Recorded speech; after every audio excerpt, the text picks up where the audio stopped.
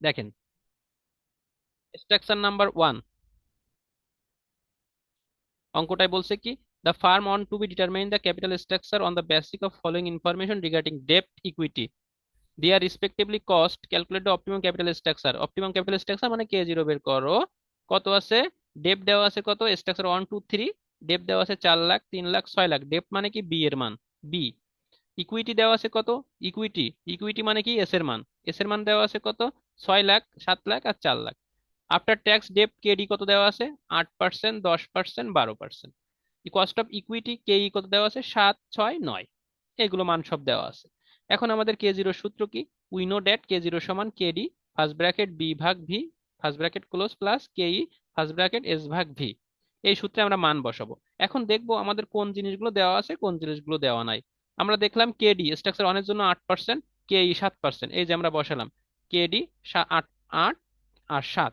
Percentage যদি দিতে চান দিবেন, পয়েন্টে রাখতে চাইলে রাখবেন, আপনাদের ইচ্ছা। যেভাবে অঙ্ক আপনি সমাধান করবেন ঠিক সেভাবেই সবগুলোই মান বসাবেন। এবার আসেন, ইবিআইটি তো এই অঙ্কে নাই। ইবিআইটি কি এই অঙ্কে আছে? ইবিআইটি নাই। Total capital of the firm V, ভিটা নাই। ভিটা আমাদের কি করতে হবে? ভিটা আমাদের বের করতে হবে। Total capital of the firm V বের করতে হবে। ভি বের করার সূত্র কি? এই যে দেখেন, এস প্লাস বি। ভি বের করার সূত্র কি? S plus B. তাহলে এখন আমরা যদি দেখি আমাদের অঙ্কে এস এর মানও দেওয়া আছে। এস সমান কত?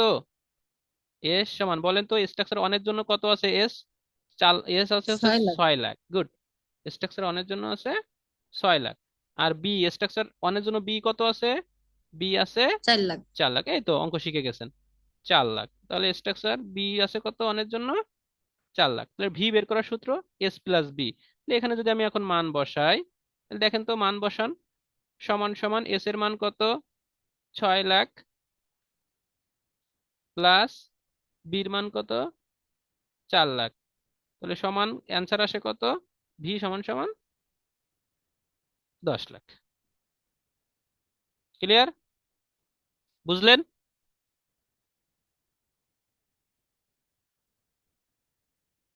কি বোঝা গেছে সিস্টেম? এখন জি দেখেন, ভাই। বি পেয়েছি, বি, এস পেয়েছি, বি পেয়েছি, ভি পেয়েছি, কেডি কেই পেয়েছি। তাহলে মান বসাই দেন। 1 নম্বরে K0 সমান, এই যে টোটাল মানটা বসাই দেন। বসাই দিয়ে ক্যালকুলেশন করেন। তাহলে KD 8%, B 4 lakh, V 10 lakh plus 7%। আপনি পার্সেন্টেজ রাখতে পারেন, একেবারে অ্যান্সারের শেষে পার্সেন্টেজ দেবেন। আর যদি পার্সেন্টেজ না রাখেন পয়েন্টে নিয়ে আসবেন, যা করবেন তাতেই অ্যান্সার হবে। 6 লাখ ভাগ 10 লাখ, তাহলে ক্যালকুলেশন করলে আসে কত? 7.40। ঠিক স্ট্রাকচার 2 যেটা, স্ট্রাকচার 2 তেও সেম কাজটা হবে। এখন আমি যদি স্ট্রাকচার 2 একটু হেয়ার করি, স্ট্রাকচার 2 লিখবো এখানে। এখানে এবার লিখে আমি ডেপ বির মান কত? 3 লাখ।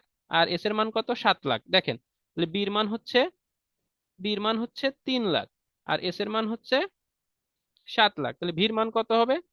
ভির মান হবে হচ্ছে 7 লাখ প্লাস 3 লাখ। কত হবে? 10 লাখ। আর কেডি কত আছে স্ট্রাকচার 2 জন্য? স্ট্রাকচার 2 জন্য আছে 10% আর কেই আছে 6%। তাহলে স্ট্রাকচার 2 জন্য হবে কেডি হচ্ছে 10%, আর কেই হবে কত পার্সেন্ট? 10%, এটা পার্সেন্টেজ। 10%। আর কেই হবে কত? 6%। এবার মানটা বসাবো। এই যে দেখেন, স্ট্রাকচার 2 10, 3 লক্ষ ভাগ 10 লক্ষ প্লাস 6%, 7 লক্ষ ভাগ 10 লক্ষ। ক্যালকুলেশন করেন। এই যে অ্যান্সার। মূল সূত্র কিন্তু এটা, মাথায় থাকে যেন। এভাবে স্ট্রাকচার 3টাও করবেন। এবার যেটা কি বলেছি, কোনটা কম? 7.40, 7.20, 10.80। যার K0 কম সেটাই আমরা গ্রহণ করব। সুন্দর করে comment. Capital structure number 2 is the optimum capital structure because the cost of capital number of 2 is lower than other capital structure. এই কমেন্টটা অবশ্যই অবশ্যই লিখতে হবে। ক্লিয়ার? সমস্যা আছে? তাহলে এই অঙ্ক যদি একটা চলে আসে, সৌভাগ্যক্রমে পারবেন তো?